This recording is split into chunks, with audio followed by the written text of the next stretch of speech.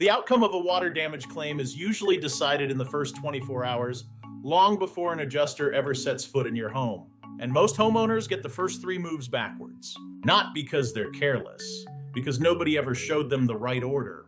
Today I'm going to show you whether you're dealing with water, fire, smoke, wind, hail, a roof, or a settlement offer you're not sure about. This channel is built for the worst day of owning a home. I've spent 25 years coaching people through property claims. Today it's water, start to finish.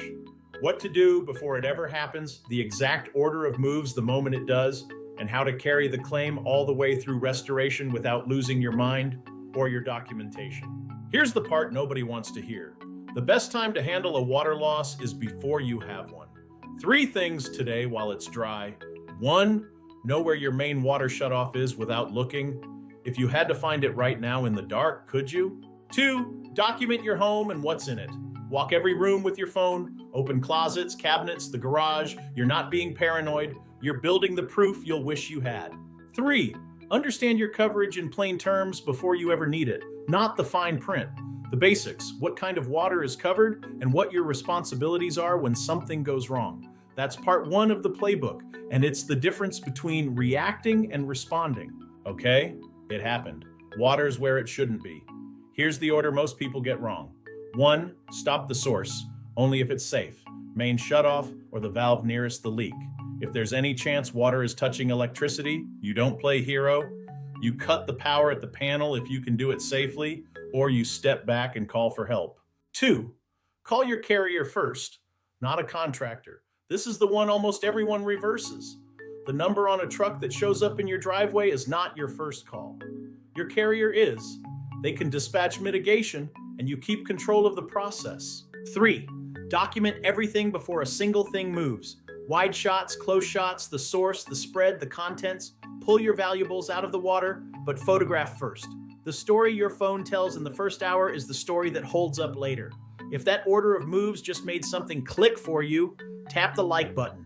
It's the one thing that helps the next homeowner in a panic find this before they make the wrong first call. Why the urgency? Mold.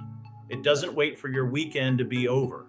Under the right conditions, it can begin developing in 24 to 48 hours. Every hour that water sits, your problem gets bigger and your claim gets more complicated. Speed isn't panic. Speed is protection. Here's what professional remediation actually looks like so you know what you're paying for. Extract the standing water, dry the structure, air movers, dehumidifiers, days, not hours. Remove what can't be saved. When there's mold, it's a different job. Containment so spores don't spread, negative air, HEPA filtration, and protective equipment for the crew. If someone's doing mold work in a t-shirt with a box fan, that tells you something. Quick pause. Because if you've gotten this far, you're exactly who this channel is for. I post one of these for every kind of property loss in plain English before, during, and after. Subscribe so this is already in your corner on the worst day, not something you go hunting for after the water's 3 inches deep. Okay, back to it. Once the work starts, here's how you protect yourself. Before anyone works in your home, verify their license and their insurance. Get the scope in writing. You're not being difficult, you're being a good steward of your own claim. Ask questions until you understand exactly what's being done and why.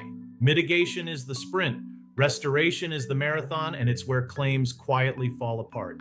Keep your documentation current the whole way through. Don't stop taking photos when the drama stops. When you work with your adjuster, understand your scope, what's included, what isn't, and why.